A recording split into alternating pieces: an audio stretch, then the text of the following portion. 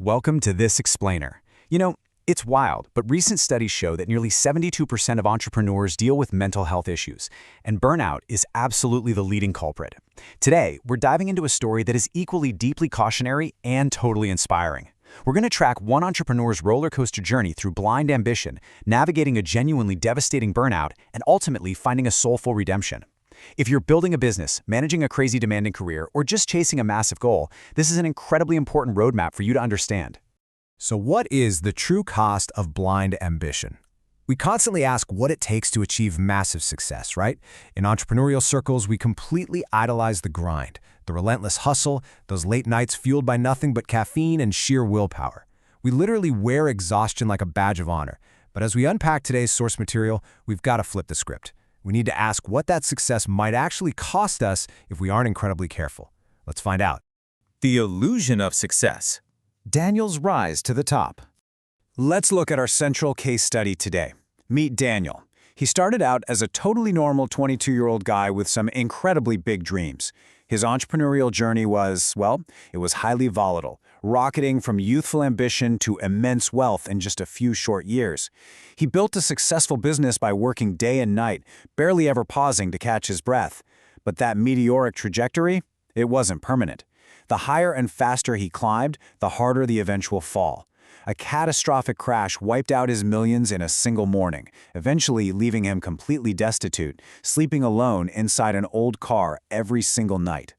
But hold on, before that catastrophic fall, Daniel had reached what he genuinely thought was the absolute peak.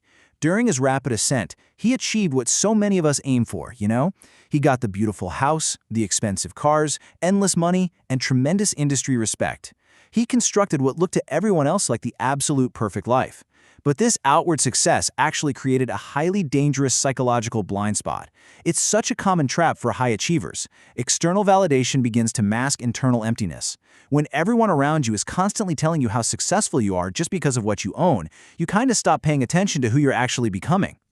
Let's break down that exact blind spot a bit more. On one hand, we have his perceived wealth. Think overflowing bank accounts, a whole fleet of expensive cars, endless stays in luxury hotels. It looked like he had it all figured out. But contrasting sharply against that perceived wealth were the actual deficits he was quietly accumulating. To fund this massive financial empire, he was essentially borrowing heavily against his personal life. He completely ignored his health, pushing his body right to the absolute brink. He forgot his real friendships, basically treating relationships like networking transactions. And he severely neglected his family. He wrongly believed money could act as this universal patch, capable of fixing absolutely everything. Ultimately, that created a massive, incredibly unstable gap between his financial wealth and his severe personal and physical deficits. The crash and burnout, when millions vanish. That fatal assumption that money could just magically fix everything was put to the ultimate test when the millions vanished. Then came the morning everything completely collapsed. His company crashed, and suddenly crushing debt was everywhere. But here's the thing.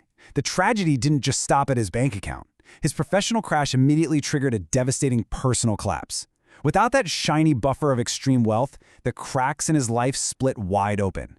The immense stress destroyed his marriage. His wife left. His children stopped calling. And all those people in his industry who once loudly praised him, they silently disappeared.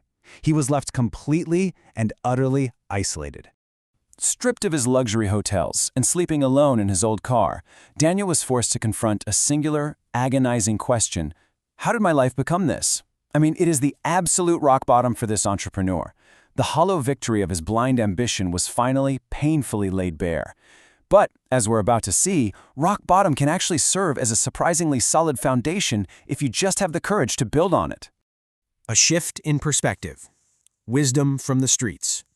The narrative takes a pretty sharp turn on a cold night when an old homeless man sat beside Daniel and offered a genuinely profound observation.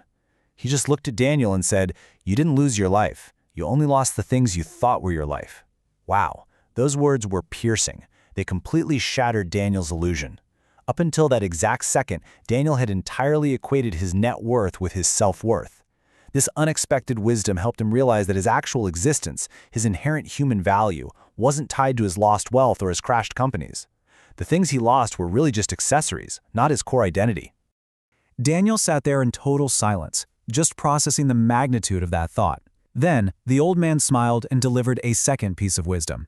A broken man can still rebuild himself, but a man who gives up destroys himself forever. These words became the exact framework Daniel needed to survive. It taught him a universal truth that honestly applies to all of us facing massive failure. Being broken is a temporary state, but surrendering? That's permanent. This was the precise catalyst he needed to stop mourning his financial loss and actually start the incredibly hard work of rebuilding his reality. The emotional impact of those words was immediate and totally overwhelming. For the first time in years, Daniel cried. This marked a major emotional breakthrough for him. He wasn't crying because he failed in business. No, he cried because he finally understood what he had been blindly sacrificing all those years. He wept for the time lost with his family, the neglected friendships, and the immense, crushing pressure he had forced upon himself for a prize that ultimately meant nothing without the people he loved there to share it with. 3 habits for rebuilding, balancing mental health and growth. Armed with this incredible realization, Daniel had to figure out how to start over. Using his newfound clarity, he slowly rebuilt his life. But he didn't do it by relying on frantic hustle or cash to pave the way this time. Instead, he relied on 3 foundational habits designed specifically for sustainable growth. It's honestly a masterclass for any entrepreneur trying to balance mental health with ambition. Step 1. Maintain discipline. But listen, this didn't mean working 20-hour days anymore. For Daniel, strict personal discipline meant setting hard boundaries, knowing exactly when to close the laptop and step away so work didn't consume his entire identity again. Step 2. Prioritize health. He started viewing sleep, proper nutrition, and exercise not as annoying distractions from his work, but as the absolute core fuel required to do his work well. That's something he had totally neglected during his first rise. And step 3. Center on peace and purpose. He began every single morning by grounding himself, really asking why he was building a business, ensuring his daily actions actually aligned with his core values rather than just blindly chasing the next dollar.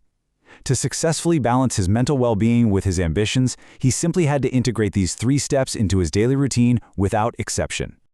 Finding true wealth, a sustainable return. Years later, by strictly adhering to these core principles, Daniel became highly successful once again. But the contrast between his 2 lives is absolutely striking.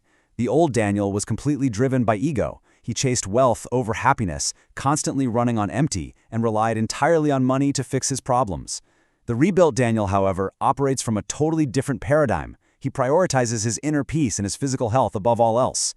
Unlike his first frantic ascent, this second iteration of success proved to be deeply sustainable. Why? Because he made a conscious, unbreakable vow to himself. He would never, ever again trade his happiness or his relationships for financial wealth. Daniel's remarkable journey leaves us with this final, incredibly provocative thought to carry with us. Sometimes losing everything is the only way to find yourself. It serves as an incredibly powerful reminder, directly challenging every ambitious professional and entrepreneur out there to critically evaluate their own definition of success today, long before they hit their own rock bottom. So take a hard look at your daily choices. Ask yourself, are you building a truly meaningful life, or are you just accumulating things you think are your life? Think deeply about that question as you structure your own ambitions moving forward.